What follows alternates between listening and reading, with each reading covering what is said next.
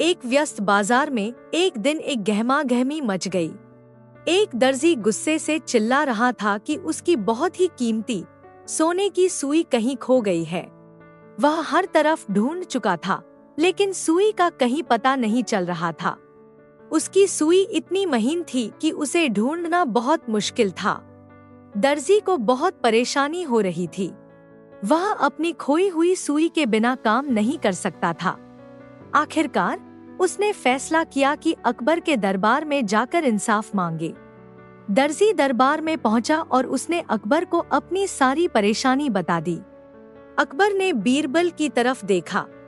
बीरबल ने थोड़ा सोचा और फिर पूछा, दर्जी जी, आप बताइए कि आपकी सुई सोने की क्यों है?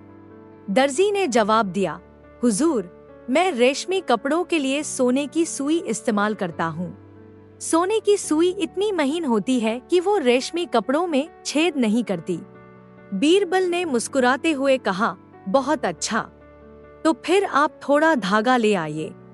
दर्जी को समझ नहीं आया कि धागा क्यों चाहिए, लेकिन फिर भी वो ले आया। बीरबल ने धागे को दरबार के बीचों बीच फेंक दिया। फिर उन्होंने सभी दरबारियों से कहा, अब जो भी ये धागा उठाएगा वो अपनी जेब से एक स्वर्ण मुद्रा उस पर रख दे। यह सुनकर सभी दरबारी चौंक गए। उन्हें समझ नहीं आया कि बीरबल क्या कर रहे हैं, लेकिन फिर भी उन्होंने जैसा कहा गया था वैसा ही किया। कुछ ही देर में एक व्यक्ति आगे आया और उसने धागा उठा लिया। उसने अपनी जेब से एक स्वर्ण मुद्रा निकालकर धागे पर रख दी। बीरबल ने उस आदमी को आगे आने को कहा और उससे पूछा, आपने ये धागा क्यों उठाया?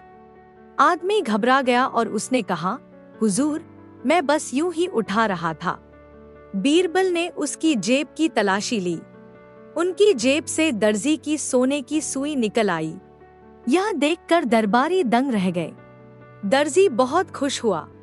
उसे अपनी खोई हुई सुई वापस मिल गई थी। अकबर ने बीरबल की सूझबूझ की तारीफ की। इस कहानी से सीख मिलती है कि कभी-कभी चालाकी से भी सच्चाई का पता लगाया जा सकता है। हमें ईमानदारी से जीना चाहिए और दूसरों की चीजों को नहीं चुराना चाहिए। अकबर को हुक्का पीने का बहुत शौक था। एक शाम वह आराम से हुक्का पी रहे थे, तभी अचानक हुक्के का चिलम फूट गया।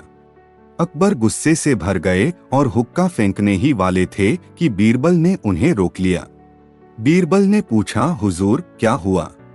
अकबर ने उन्हें टूटा हुआ चिलम दिखाया और कहा, बीरबल, ये चिलम टूट गया है, अब मैं हुक्का कैसे पी सकता हूँ? बीरबल ने चिलम को ध्यान से देखा। उन्होंने कहा, हुजूर, आप फिक्र न करें, मैं इसे ठीक कर दूंगा। अकबर को थोड़ा ताज्जुब हुआ। उन्हें समझ नहीं आया कि बीरबल टूटे हुए चिलम को कैसे ठीक कर देंगे, लेकिन उन्होंने बीरबल पर भरोसा किया और इंतजार करने लगे। बीरबल दरबार से बाहर गए और थोड़ी देर बाद वापस आए। उनके हाथ में एक अंगूठी थी। उन्होंने वह अंगूठी अकबर को दी और कहा, हुजूर, इस अंगूठी को चिलम के टूटे हुए हिस्से पर रख दें। अकबर ने वैसा ही किया। यह देखने में बिल्कुल वैसा ही लग रहा था जैसे अंगूठी चिलम का हिस्सा बन गई हो। फिर बीरबल ने उस पर थोड़ा सा सीमेंट लगा दिया। कुछ ही देर में सीमेंट सूख गया। बीरबल ने अंगूठी को धीरे से निकाल लिया। चिलम बिल्कुल ठीक हो चुका था।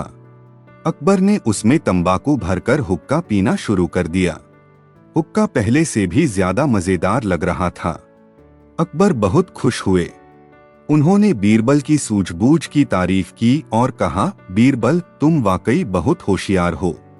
तुमने टूटे हुए चिलम को भी ठीक कर दिया। इस कहानी से सीख मिलती है कि मुश्किल परिस्थिति में भी घबराना नहीं चाहिए। थोड़ी सी सूझबूझ से किसी भी समस्या का समाधान निकाला जा सकता है। साथ ही हमें चीजों को फेंकने की जल्दी नहीं करनी चाहिए। कभी कभी टूटी हुई चीजों को भी ठीक करके इस्तेमाल किया जा सकता है। अकबर एक बार युद्ध जीतकर लौट रहे थे। युद्ध में उन्हें बहुत सारे सोने के सिक्के मिले थे। ये सिक्के इतने ज्यादा थे कि उन्हें गिनना मुश्किल था। अकबर ने सिक्कों को गिनने का आदेश दिया। लेकिन सैनिकों को उन्हें गिनने में कई दिन लग गए। अकबर इससे परेशान हो गए। उन्होंने बीरबल को बुलाया और पूछा, बीरबल, ये सिक्के गिनने में इतना समय क्यों लग रहा है? क्या कोई ऐसा तरीका नहीं है जिससे जल्दी से गिनती हो जाए? बीरबल ने सोचा और फिर कहा, हुजूर, जरूर है, आप थोड़ा सब्र रखें। बीरबल बाजार गए और वहां से उन्होंने गेहूं के 10 बड़े बोरे खरीद लिए। फिर वह वापस दरबार आए। दरबार में सभी दरबारी चौंक गए। उन्हें समझ नहीं आया कि बीरबल ने गेहूं के बोरे क्यों खरीदे हैं। अकबर ने भी बीरबल से पूछा, बीरबल, ये गेहूं के बोरे किस लिए? बीरबल ने मुस्कुराते हुए कहा, हुजूर, आप देखेंगे। उन्होंने सैनिकों को आदेश दिया कि वो हर बोरे में 10,000 सिक्के डालें। फिर उन्होंने सैनिकों से सिर्फ गेहूं के बोरों की गिनती करने को कहा। कुछ ही देर में सैनिकों ने गिनती पूरी कर ली। उन्होंने बताया कि वहां 10 बोरे हैं। बीरबल जानते थे कि हर बोरे में 10,000 सिक्के हैं, तो उन्होंने आसानी से सारे सिक्कों की गिनती निकाल ली। यह देखकर अकबर बहुत खुश हुए। उन्होंने बीरबल की सूझबूझ की तारीफ की और कहा, बीरबल, तुम सच में बहुत होशियार हो। तुमने इतनी आसानी से इतने सारे सिक्कों की गिनती कर ली। इस कहानी से सीख मिलती है कि हमें हमेशा समस्या का हल ढूंढने की कोशिश करनी चाहिए। कभी कभी थोड़ी सी सूझबूझ से बड़े काम को आसानी से किया जा सकता है। साथ ही यह भी सीख मिलती है कि बुद्धिमानी का इस्तेमाल चीजों को जटिल बनाने के बजाय आसान बनाने में करना चाहिए। अकबर एक बार युद्ध जीतकर लौट रहे थे। युद्ध में उन्हें बहुत सारे सोने के सिक्के मिले थे। ये सिक्के इतने ज्यादा थे कि उन्हें गिनना मुश्किल था। अकबर ने सिक्कों को गिनने का आदेश दिया, लेकिन सैनिकों को उन्हें गिनने में कई दिन लग गए। अकबर इससे परेशान हो गए। उन्होंने बीरबल को बुलाया और पूछा, बीरबल, ये सिक्के गिनने में इतना समय क्यों लग रहा है? क्या कोई ऐसा तरीका नहीं है जिससे जल्दी से गिनती हो जाए? बीरबल ने सोचा और फिर कहा, हुजूर, जरूर है, आप थोड़ा सब्र रखें। बीरबल बाजार गए और वहां से उन्होंने गेहूं के 10 बड़े बोरे खरीद लिए। फिर वह वापस दरबार आए। दरबार में सभी दरबारी चौंक गए। उन्हें समझ नहीं आया कि बीरबल ने गेहूं के बोरे क्यों खरीदे हैं। अकबर ने भी बीरबल से पूछा, बीरबल, ये गेहूं के बोरे किस लिए? बीरबल ने मुस्कुराते हुए कहा, हुजूर, आप देखेंगे। उन्होंने सैनिकों को आदेश दिया कि वो हर बोरे में 10,000 सिक्के डालें। फिर उन्होंने सैनिकों से सिर्फ गेहूं के बोरों की गिनती करने को कहा। कुछ ही देर में सैनिकों ने गिनती पूरी कर ली। उन्होंने बताया कि वहां 10 बोरे हैं। बीरबल जानते थे कि हर बोरे में 10,000 सिक्के हैं, तो उन्होंने आसानी से सारे सिक्कों की गिनती निकाल ली। यह देखकर अकबर बहुत खुश हुए। उन्होंने बीरबल की सूझबूझ की तारीफ की और कहा, बीरबल, तुम सच में बहुत होशियार हो। तुमने इतनी आसानी से इतने सारे सिक्कों की गिनती कर ली।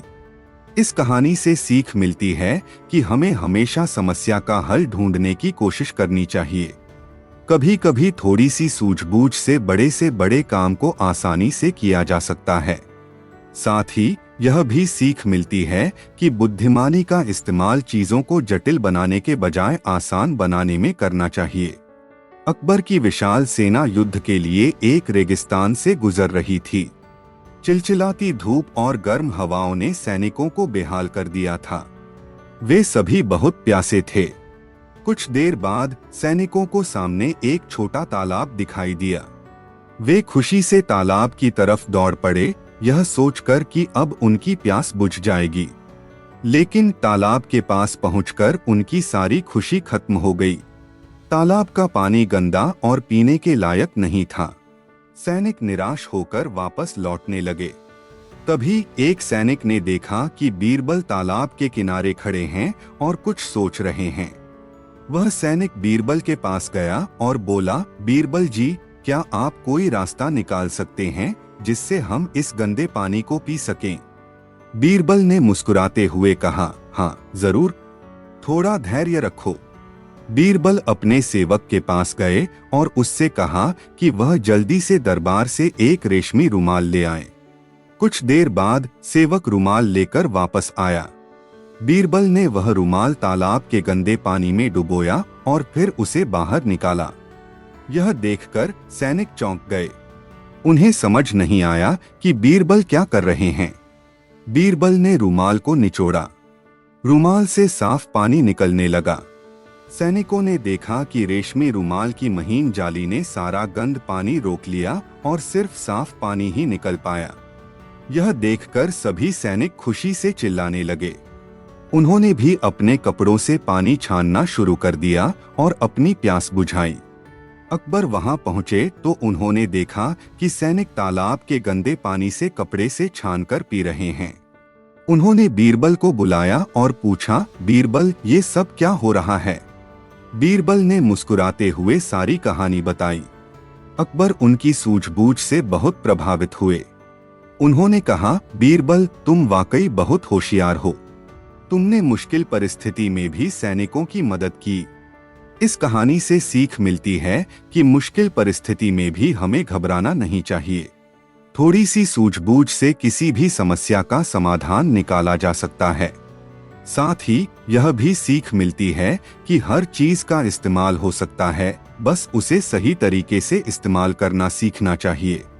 अकबर को यह जानने का बहुत शौक था कि उनके दरबार में कौन उनका सच्चा मित्र है। एक दिन उन्होंने दरबारियों से पूछा, आप सभी में से मेरा सच्चा मित्र कौन है?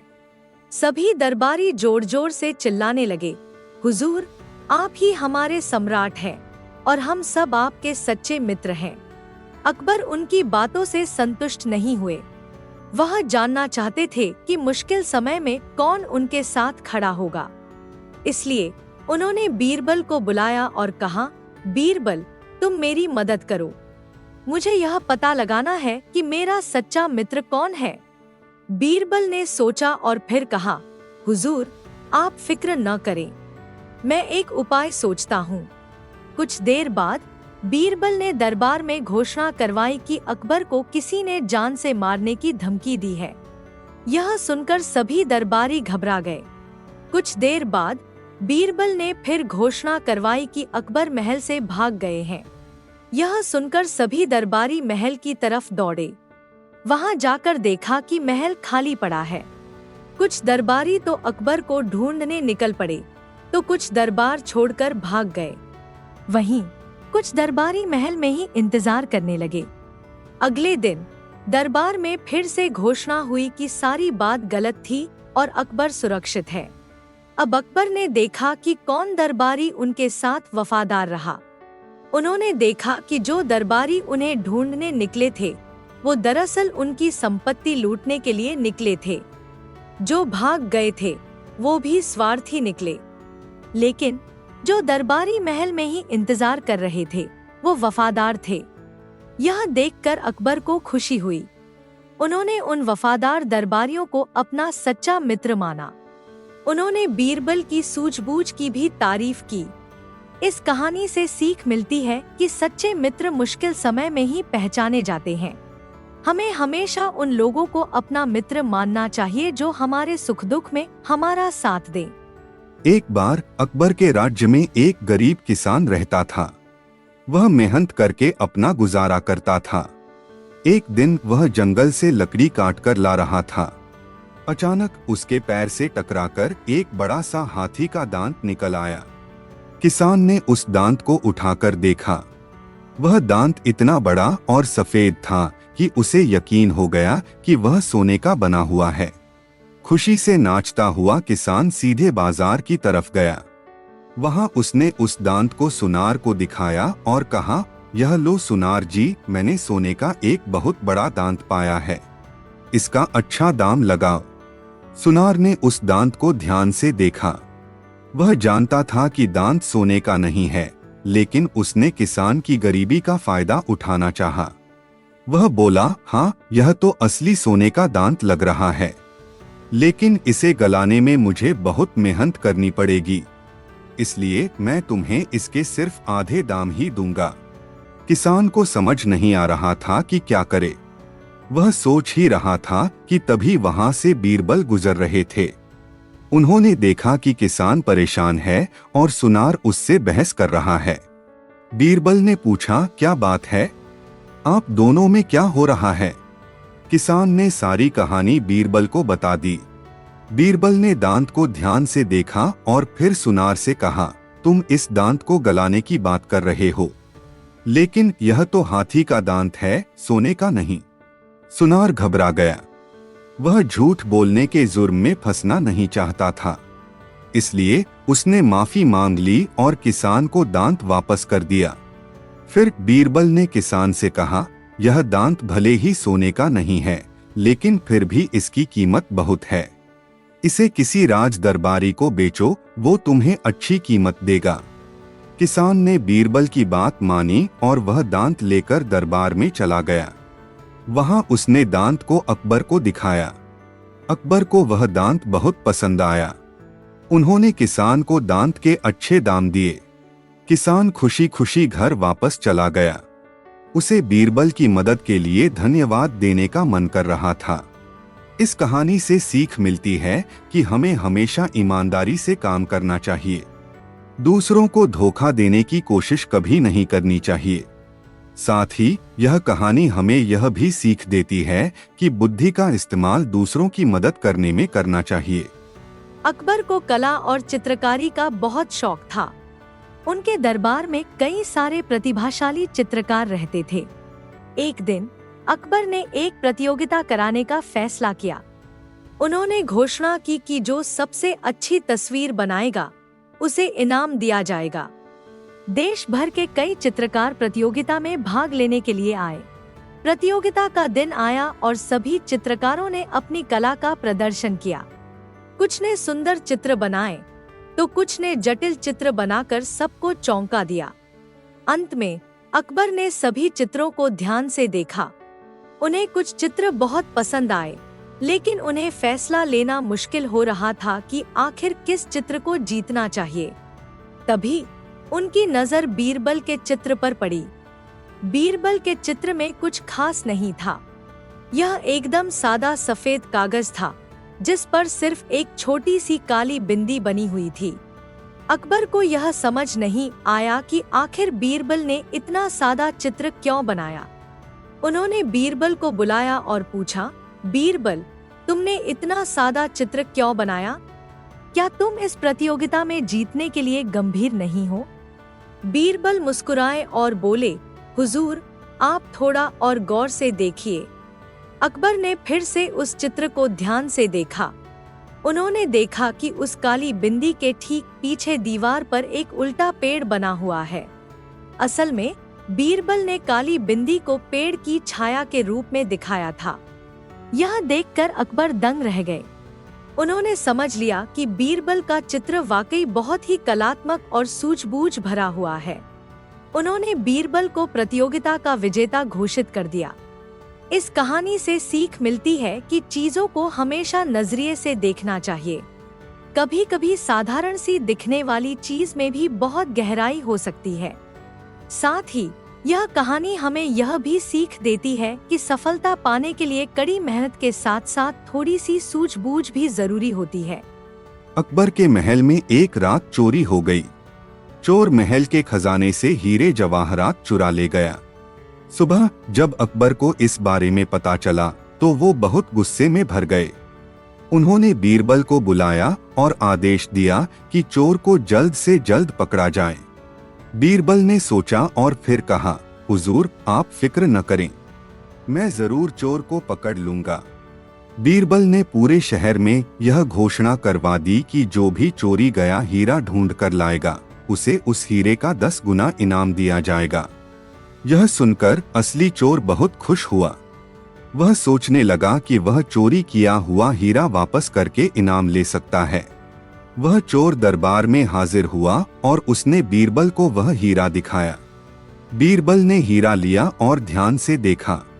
फिर उन्होंने उस चोर से पूछा, तुम यह हीरा कहाँ से लाए? चोर ने जल्दी से जवाब दिया, हुजूर, मुझे यह हीरा जंगल में घूमते समय मिला था।